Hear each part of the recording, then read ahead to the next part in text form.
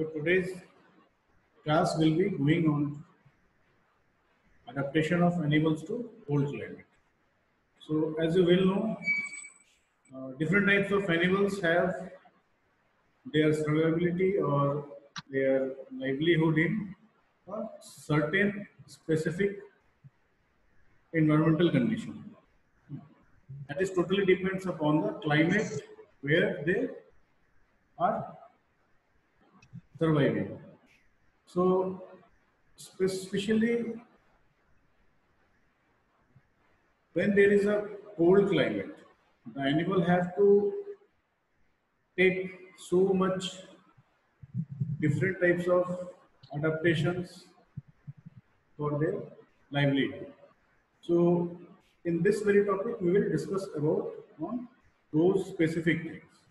So if we talk about the adaptation to cold climate, in nutshell, it can be concluded that being this stress in the temperature, being so much coldness, that also defines a stress. And in the sense of physiology, it can be known as physiological stress.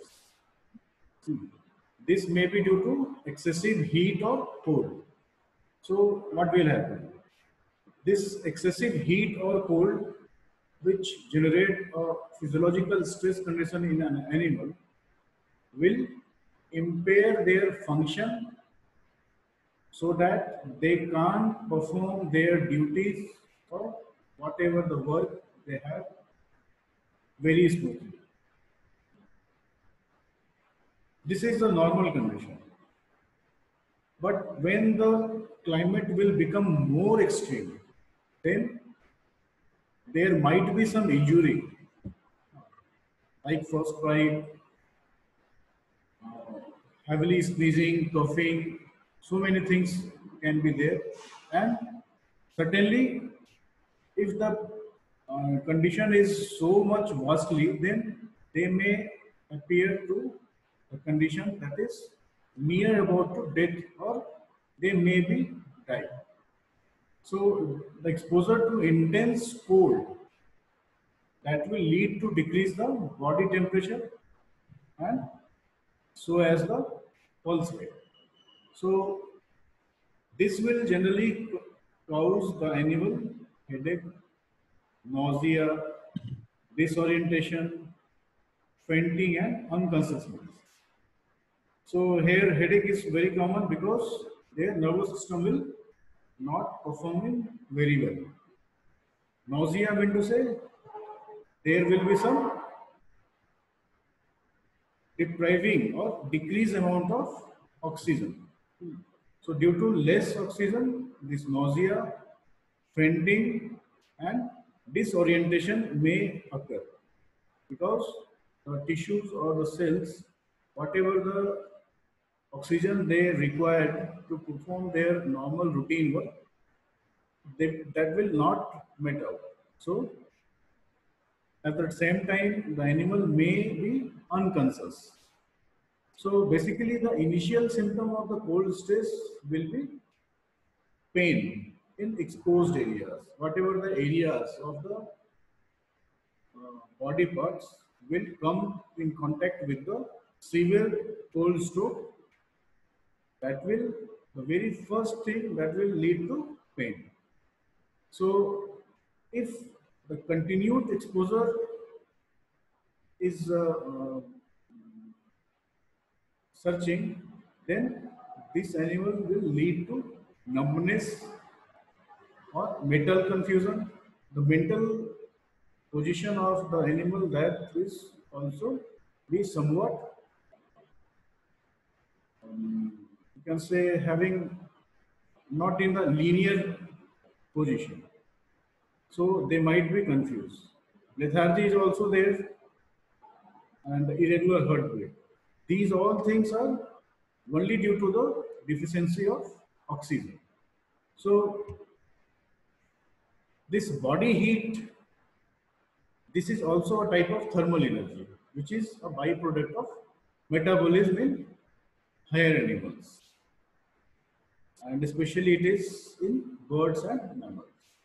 So when there is the process of metabolism going on, then their body will liberate some heat that is converted into thermal energy. Uh, So these heat that will exhibit a close control of their body temperature. Okay, and it has been done during the some fluctuation in the climate or environment of that particular animal. So especially if we talk about the birds and animals, they can conserve their body heat by different mechanisms like fluffing up feathers or erecting their hairs, and at the same time they reduce their blood flow to the exterior surface and the extremities. I mean to say, the blood flow, whatever is in the body of the animal or birds, they tend to make it centrally.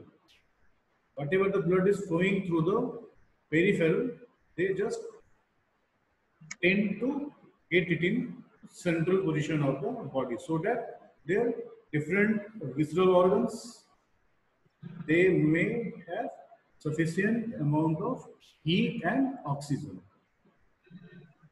So if the condition is very much vast or devastated, then at that time, normal phenomenon, that is shivering.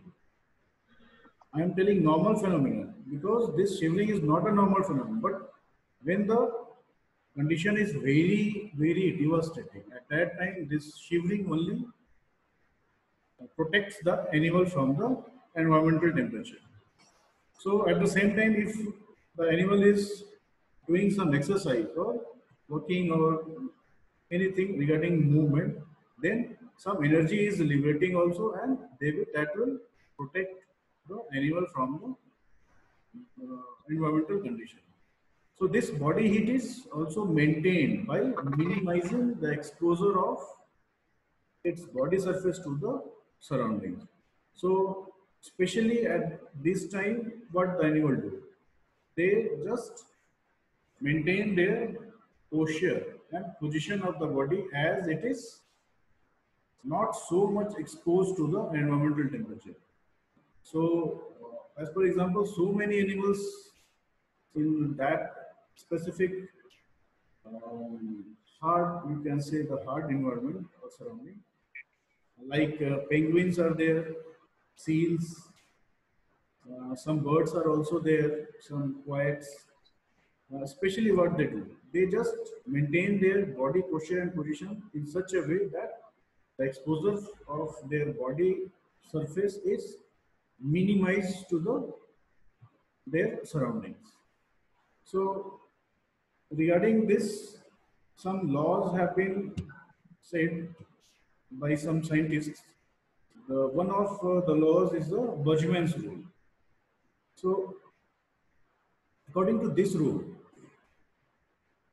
it is stated that the endothermic animal, okay, the endothermic, these types of animal, they live in the, if they are used to live in the colder climates, then they have larger bodies, okay, in respect to the animals which are surviving in the warmer climates.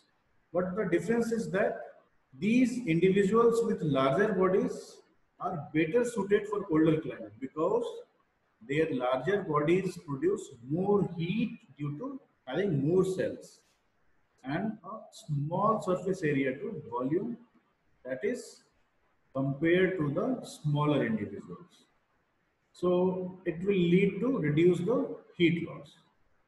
So this rule also states that these mammals and various birds, they, when they are living in a certain latitude and temperature between groups, they are differ widely among the other animals which are living in certain different temperature or the latitude, you can say.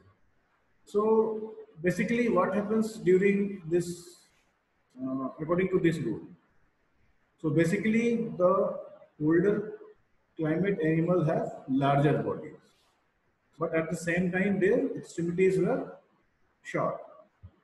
So it will tend to expose the minimum, you can say minimum exposure to their body parts to the surroundings. So this is the polar bear. As you can see very well in the picture that this polar bear has very small ears and tail as proportional to their body size. Why this is? Because they can adapt the situation or the vast climatic condition, and they can minimize their heat loss to their surroundings, so they can keep their body warm. So there is certain another rule, that is Allen's rule. So this rule is a biological rule, and it says that the limbs of endotherms are shorter in cold climates, and the animals which are used to live in the hot climates, they have the longer limbs. So this limb length, this affect the body's surface area because it helps in the regulation of temperature of an animal to their surrounding. So these shorter limbs, they help to conserve heat, while the longer limbs, they help to dissipate heat. So this can be observed in the polar animals because they are having the shorter limbs than other animals which are using to live in their hot areas. So this is the basic difference between the animals which are living in the hot climate to the cold climate. So again, you can see that the mammals, basically they have two method of thermogenesis, and these produces heat to raise their core body temperature. So basically these two methods are the shivering and the non-shivering method. So if we talk about the shivering, then basically it occurs in less hairy or less feathered animals or birds. If the animals having less hair or the birds having the less amount of feather in their body, then this thermogenesis method will be applicable. Because when the air temperature is under 25 degree, we need to say this is a basic temperature variation. The limit is somehow below to the 25 degrees Celsius. So what happens in this temperature? The body of the animal will have the limited, because the glycogen available in the body will be limited. So the animal can't have so much fat. Okay, so to maintain the temperature from their body to surroundings, they use this mechanism, that is the shivering. And by the method, this shivering, they can maintain the temperature. So exactly what happens during this shivering mechanism?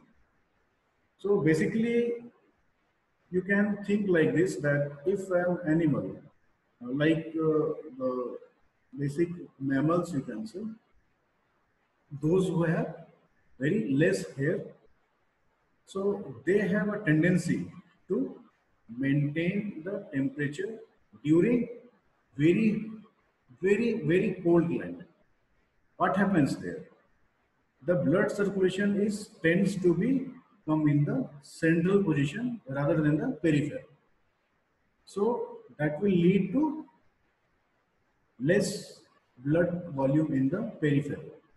So what happens? At that time, the animal is feeling somewhat cold. So there is certain so many neurotransmitters are there, especially the neurotransmitter that is acetylcholine, that leads to, sir ये hair वाला connection नहीं समझ में आ रहा sir. pardon, sir hair वाला connection नहीं समझ में आ रहा सर। हेयर मतलब जिसके पास कम हेयर होगी शिवरिंग उन्हीं एनिमल्स में मोस्टली होती, और जिस भी बर्ड्स था में सर कि हेयर हेयर इरेक्ट कर जाता है सर उसमें, जिसमें हॉट क्लाइमेट में सर, वहां भी नहीं समझ में। हेयर इरेक्ट क्यों करता है, वही तो बता रहे हैं ना, जो न्यूरोट्रांसमीटर्स है ना एसिटाइलकोलिन, ये जनरेट करती है एक नर्वस इंपल्स जो जाती है हाइपोथैलेमस पे, और वहां से जनरेट होती है, मतलब चूंकि फैट तो है बहुत कम हुआ, तो उसको परसिस्ट करने के लिए, उस टेम्परेचर को मेंटेन करने के लिए ये न्यूरोट्रांसमीटर मैसेज करती है, ठीक है, हाइपोथैलेमस में, फिर वहां से मोटर न्यूरॉन्स के थ्रू फिर एक्टिवेट होती है, जितने भी हेयर्स है ये इरेक्ट होती है, मतलब एक nerve impulse is will be passing on, ठीक है। तो ये क्या करती है, शिवरिंग मैकेनिज्म प्रोड्यूस करती है, मतलब एक तरह की वाइब्रेशन प्रोड्यूस करती है। तो इससे क्या होता है, एक वाइब्रेशन जब फील होगी तो कहीं ना कहीं से काइनेटिक एनर्जी जनरेट होती है, that will leads to the heat, ठीक है, जो कि हमें बाहर के वर्स्ट टेम्परेचर से बचाने में मेंटेन करती है। नॉन शिवरिंग के बारे में कहें तो, because the non shivering animals having more hair, or the birds having the more feather, and basically this type of animals they are having more brown adipose tissue. So ये जो adipose tissue है, they play as a role to fight with the you can say very cold climate, ठीक है। ये हम लोग बात कर रहे थे एक्टोथर्मल, ठीक है, एंडोथर्मल एनिमल्स की। अब देखिए हो कि बहुत सारे एनिमल्स जो हैं हाइबरनेशन में जाते हैं, कुछ मैमल्स भी जाते हैं, लेकिन जो एक्टोथर्मल हैं वो जनरली जाते हैं। तो इनमें देखिए हो कि क्या होता है कि एनिमल्स जो हैं वो बहुत दिन तक अपने कहीं भी किसी मतलब बरो में या फिर किसी केव में वो पड़े रहते हैं। हाँ, मेटाबॉलिज्म उनकी बिल्कुल कम हो जाती है, eight the same time blood circulation है वो कम हो जाती है। तो बिल्कुल बेसिक जो शिवरिंग और नॉन शिवरिंग एनिमल्स में है ना, ये मतलब शिवरिंग में क्या होगी, ब्लड सर्कुलेशन तेज हो जाएगी, ठीक है, ऑक्सीजन की डिमांड जो है वो एक तरह से मेंटेन करती है, मतलब पेरिफेरल पार्ट्स में neurotransmitter at the same time act करती है, that will lead to vibrate the various nerves along whichever is present in the peripheral parts of the body. So it will lead to tend the vibration that will convert into the kinetic energy and heat. Non shivering में जो body में जो brown adipose tissue है, that are responsible to maintain this heat. So these are the basic things. अब एक example ऐसे समझ सकते हो, ये टुंड्रा मतलब जो बिल्कुल पोल के पास, जो मतलब इधर नॉर्थ पोल हो और साउथ पोल हो, वहां पर क्या होती है, तो देख सकते हो वहां का जो फूड वेब जो है वो क्या है, प्रोड्यूसर्स हो गए प्राइमरी, ठीक है, जो प्लांट्स एल्गीज जो भी है लाइकेंस है ये प्राइमरी हो गई, इनको प्राइमरी कंज्यूमर्स लेते हैं, वेरियस टाइप ऑफ रैबिट्स कह सकते हो, लेमिंग है, कैरिबू है, ठीक है। तो ये क्या करते हैं, ये उनको लेते हैं, फिर वहां से सेकेंडरी कंज्यूमर्स उनको प्राइमरी कंज्यूमर्स को लेते हैं, और सेकेंडरी कंज्यूमर्स से फिर टर्शरी है। टर्शरी ऐसे है कि वो किसी को भी फीड अपना बना सकते, ठीक है। तो इसमें बेसिकली ये पिक्चर देने का सेंस क्या था कि ये नॉर्मल प्रोसीजर है फूडिंग हैबिट का, लेकिन ये समझ लो कि जब ये इसकी रिक्वायरमेंट कहीं भी बीच में एक चेन भी कम पड़ती है तो ऊपर वाला क्या करता है, वो किसी चीज को भी खा सकता है। अपने मेटाबॉलिज्म को मेंटेन करने के लिए और सर्वाइविलिटी के लिए वो किसी भी चीज को खा सकता है। तो कभी कभी ये ऐसा नहीं है कि प्राइमरी वाले सेकेंडरी को फिर टर्शियरी वाले सबको नहीं, ये कभी कभी होती है सेकेंडरी वाले भी प्रोड्यूसर्स को खाते हैं। ठीक है, इसलिए आप देख रहे होगे इस आर्टिक वुल्फ दिख रहा है, ब्राउन बियर है, ये इस टाइप के कंज्यूमर्स हैं जो किसी भी टाइप के फूड को बड़े आराम से यूज कर सकते हैं। फिर अगर नेक्स्ट बात करें factors that are involving in survival to extreme condition, so definitely there are various factors. तो अगर इसको हम पॉइंट वाइज बात करें तो सबसे पहला चीज है दैट इज एक्लामाइटाइजेशन। ये एक्लामाइटाइजेशन क्या है? So when the animals are exposed to certain vast climates for extended periods of time, mean to say for a lot very time, then their physiological changes occur to help the individual for adoption of any vast condition, either it will be hot or cold. So this will help the body to conserve energy. So basically, under this point, a specific animal which is used to live in a specific environment must be, it will very hard, hot or very hard, cold. So as per the requirement of their body, they just maintain or they just acclimatize to their metabolism or food habit, behavioral, so many things are there. Acclimatization consists of various things. So they just motivate their all the functional or physiological work as per the requirement and as per the availability of things in that specific surroundings. Likewise, culture. So social adaptations enable to occupy environments with temperatures that were drastically different areas and that would otherwise be uninhabitable. This will lead to the example of certain animals which used to live in very vast condition. As for example, you can say penguins. Mostly the penguins are using to live in very cold climate. But they used to live in a huddle, or you can say huddling. That is the huddling in a very large herd. So they just make their body position or the posture so as that the environmental temperature is not so much make them problematic.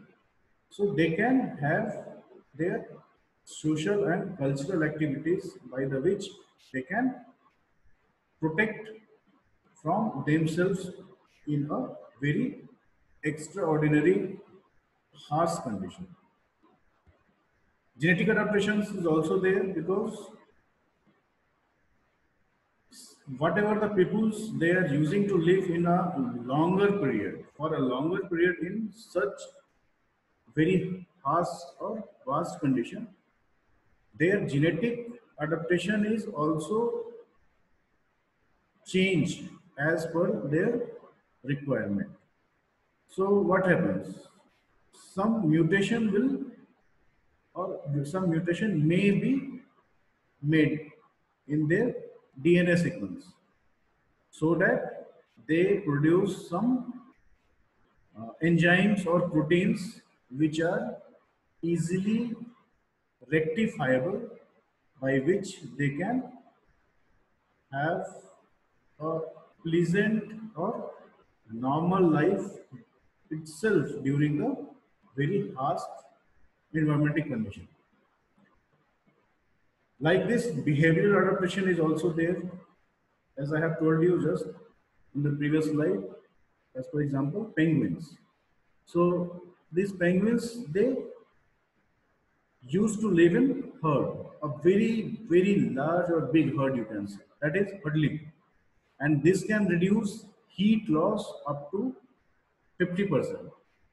At the same time, exactly what they do, they are changing their places or positions, because exactly what they do, they used to live in a flock.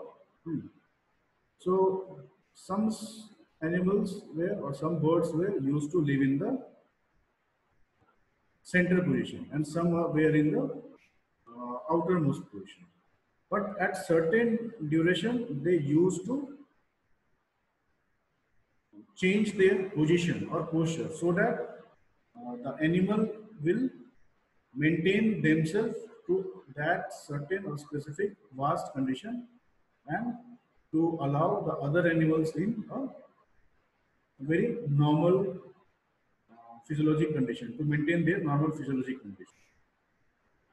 As per this, the physical adaptation is also there, because the having thick, some animals having thick windproof or waterproof coats.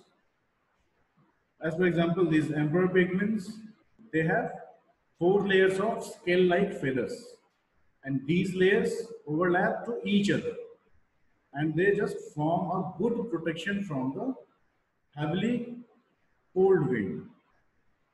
So the another example is for whales, seals, and again some penguins. So they have also thick skin layers and consisting of various fat, which acts for the insulation to maintain their body heat inside.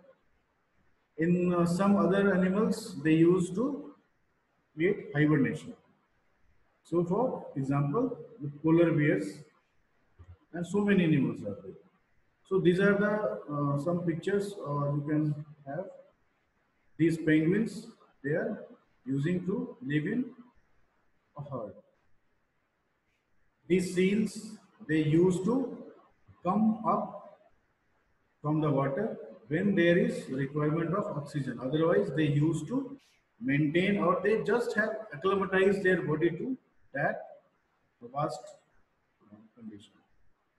You can see these birds, they are using migration during their extreme condition. They used to migrate to some other or another place, so that they can make their survivability very easily or quickly, and they can have the feed or so the animals have many adaptations to survive in this harsh environment. And the things, the animals need shelter and insulation in the specific cold climate.